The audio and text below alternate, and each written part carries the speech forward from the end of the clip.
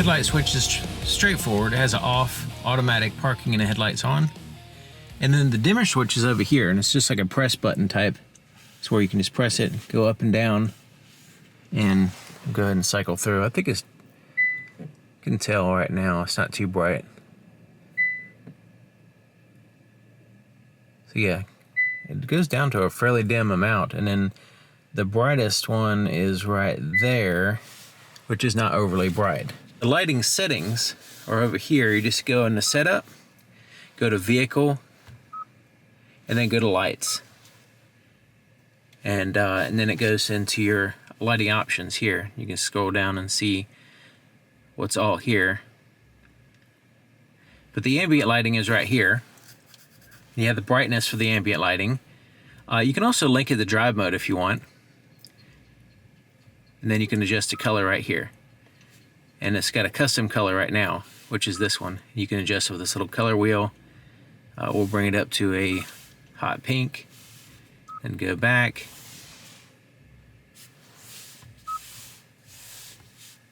Go back to hot pink and hit OK.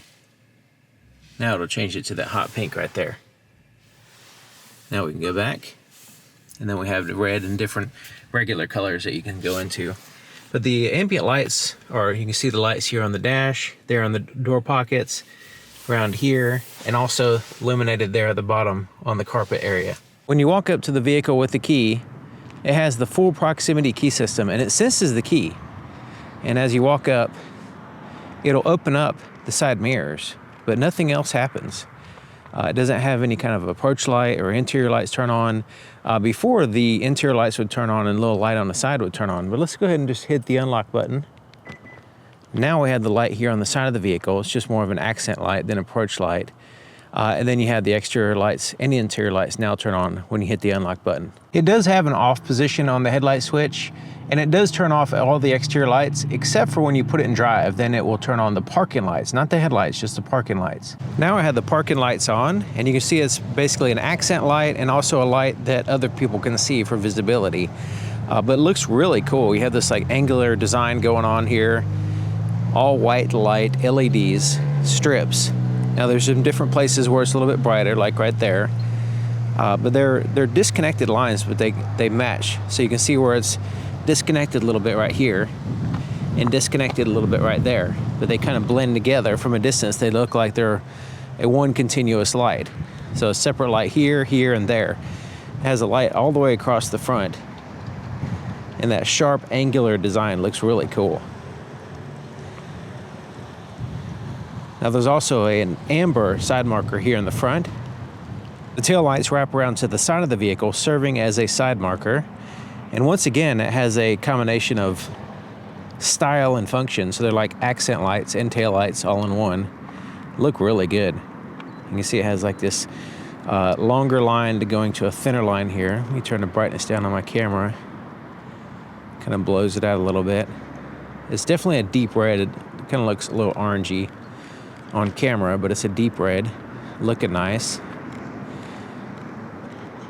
And it follows that rear spoiler. It looks really good.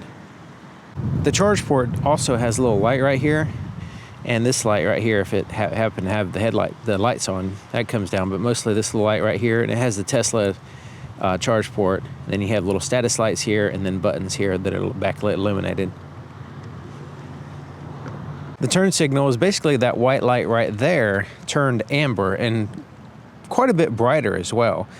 It's definitely large on the vehicle, bright enough to be visible both in size and brightness. So yeah, really good job there with the turn signal. Looks cool too. It still emphasizes that style that they're going for at the same time, maintaining that style. Turn signal indicator here on the side mirror, amber in color, visible from the front, the side, and the back. And the turn signal is just red. It just basically takes that portion of the outer portion of the taillight and just flashes it brighter, but it's still red.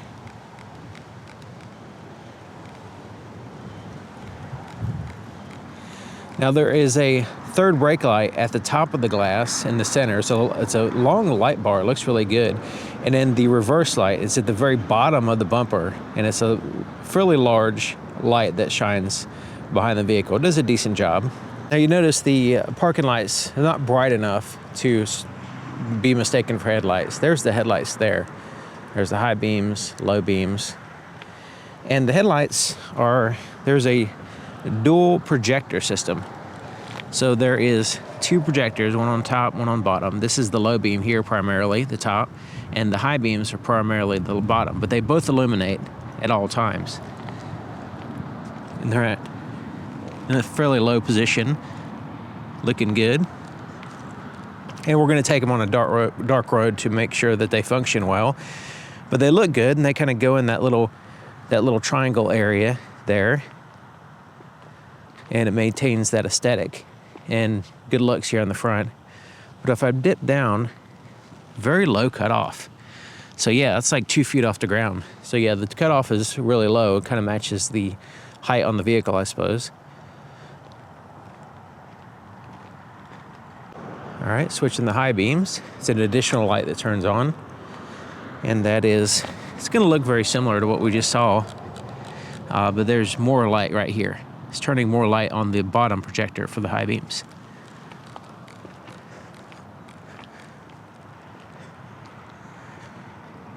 The little cargo area here in the front has no light, so it's just completely dark. But we've got some parking lot lights right here that are shining in here so we can see a little bit, but let me turn the brightness on my camera up as well so you can see what's going on. But yeah, no light under here. Cargo light, it's interesting, the tag lights up here kind of illuminate the area around the vehicle when you have this up.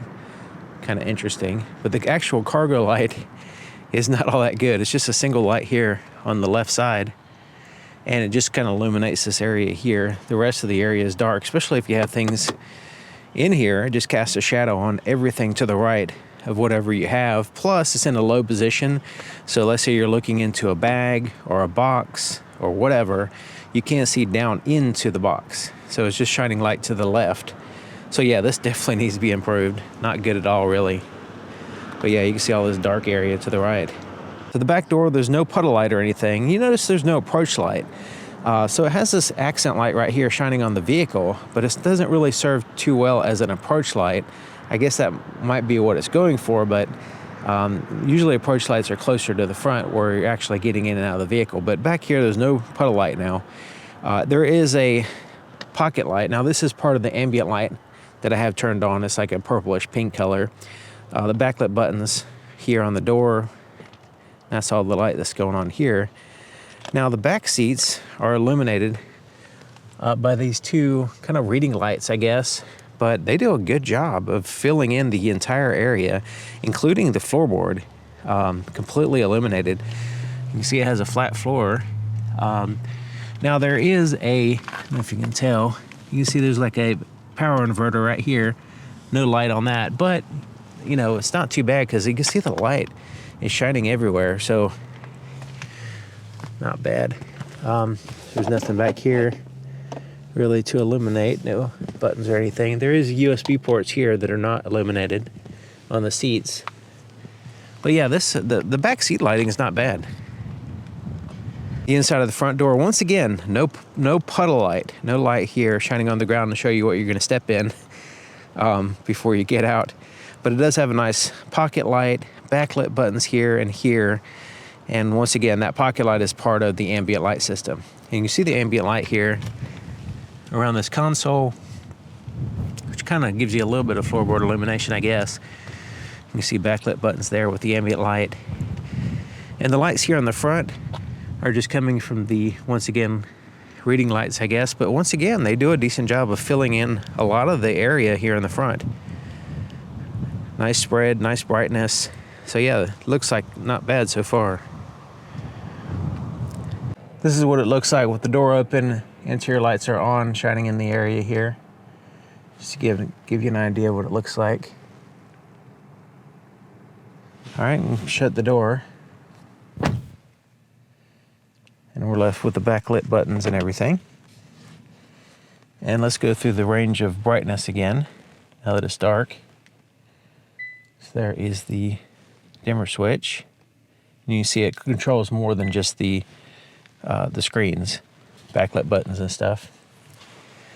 All right, so the steering wheel looks pretty good. Got the buttons over here. You can see that pocket light. I have the brightness set really high on the ambient light, but you can see it kind of illuminates in the floorboard. So that side and this side kind of illuminates the floorboard a little bit. Pretty cool. And I like the ambient light bright. That's just me. Of course, you can choose. I'll show you how to change the brightness. All right. So it has the blind spot cameras here. Let me turn the brightness down on my camera because this is blowing everything out. All right, so there's the blind spot camera there and here. This worked fine at nighttime and during the day. And then the navigation going on here, night mode.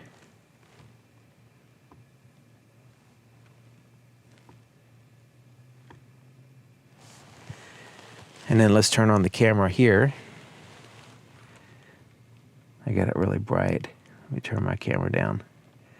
But yeah, it basically amplifies the existing light around the vehicle, so the camera works fine. All right, so down here is the backlit buttons for both the climate control and the radio. Just swap it right there. And this compartment down here doesn't have a light.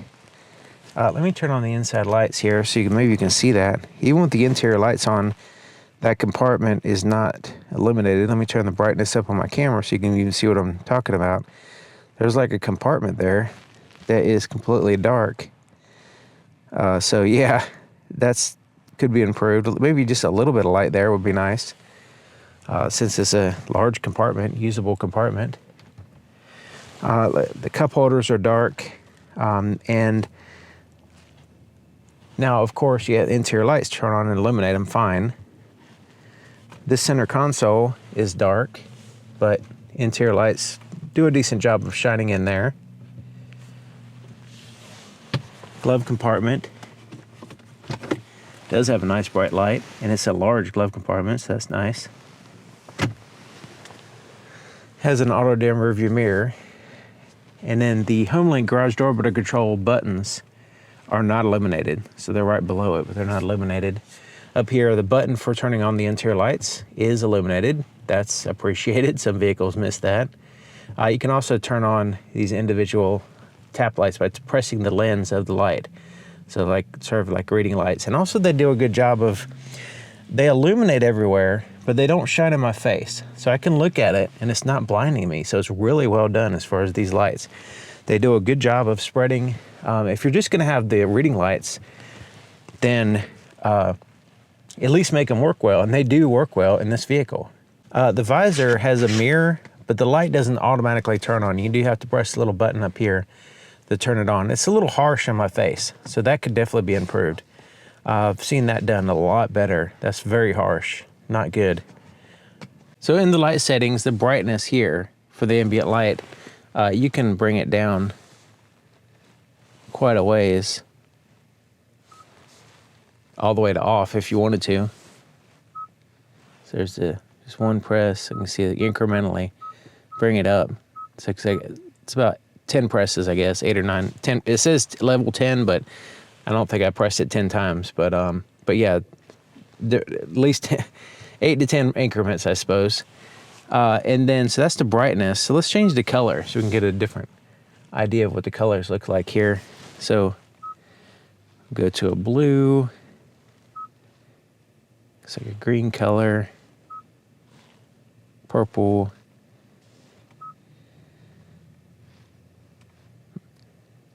Kind of like a pink, I guess.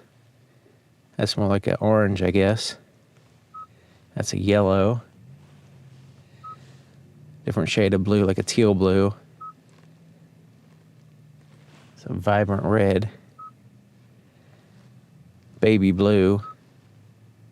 There's a white. And then you can set up a custom color. Let's go to a really strong green. See what that looks like. That's looking good. Let's go to, yeah, most of those are already taken. Let's go to a strong blue. That looks good as well. There's the, they got every light in the park on right now, but there's the high beams, there's the low beams. And right in here, there is a little shadow that lines up with the oncoming lane. And so we'll see how that works when we go into the dark road. But yeah, there's the pattern. And you see it's additional light. You can maintain the low beams and then they add the light there to the high. So you can kind of still see the cutoff a little bit, but it's, and the high beams are more in the center. So we'll see how they work.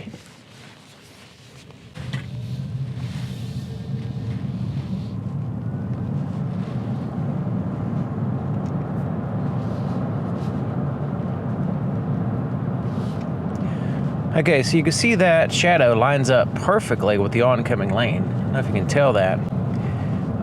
So that shadow is intended to help keep blinding oncoming drivers when your vehicle's, you know, hitting bumps or your reflections on the road from rain or whatever, that kind of stuff. But so far, the low beams are looking pretty good. I can see up the sides of the road fine, but the distance is a little lacking, especially considering that shadow is a little bit close. But the distance kind of fades out a little bit earlier than I would prefer it to. But close to the vehicle, it looks good. And on the sides, it looks really good. But yeah, that distance definitely could be improved. But yeah, shadow is lining up perfectly. Pretty much everything is looking good except for the distance is not very deep, not that far down the road.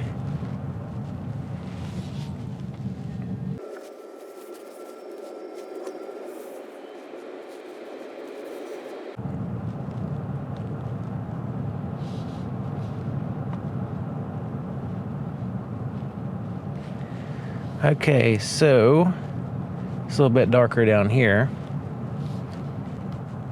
And once there's no cars, I'll go ahead and try out the high beams. But yeah, the low beams are still looking pretty good.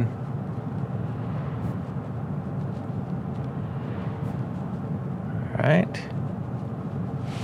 Okay, so low beams, high beams. Yeah, I would say these are pretty decent. The additional light is very good. Instead of just refocusing a single light. So yeah, yeah, these are definitely adequate headlights for sure.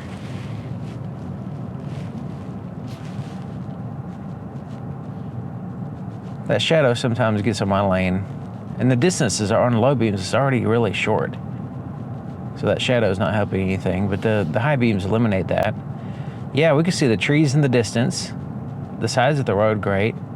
The brightness, the pattern is not seamless. There's a little patchiness because the way the low and high beams, that cutoff just kind of, there's a little bit of a shadow there.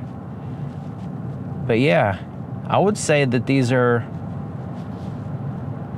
adequate headlights. They're not like super impressive or anything, but they're adequate. They're in the adequate range. The brightness is decent. Once again, not spectacular. But the distance on the low beams is not all that great. That could definitely be improved. High beams are adequate. Not spectacular, you know. But yeah, for electric car, which is trying to conserve energy, I think these are most people would be happy with these headlights. I'll just say that.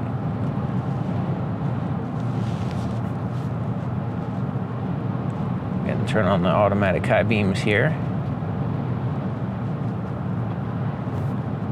But yeah, you can see how short that distance is on the low beam sometimes. Especially going up a hill, it's like right in front of you. Doesn't give you much distance there. All right, so yeah. Now the heads-up display is upgraded from the previous version and has the lines. When you turn on the lane keep assist system, has little lines that move and stuff, and it's kind of neat, kind of interesting. It has, you know, relevant information on it. It's clear. That's very important. It's clear, visible. It's not distracting really, except for the moving lines, if that might distract somebody. It's not really an issue with me. I kind of got used to it, but yeah, the clarity and the amount of information on there is fine. It's a little bit I mean, the lines moving is not really necessary. It's just kind of a neat little thing to have. But yeah, I would say that the heads-up display it has road signs, it has the lines moving, it has the speed, of course, the status of the lane keep assist system, also has the turn-by-turn directions, that kind of stuff on there.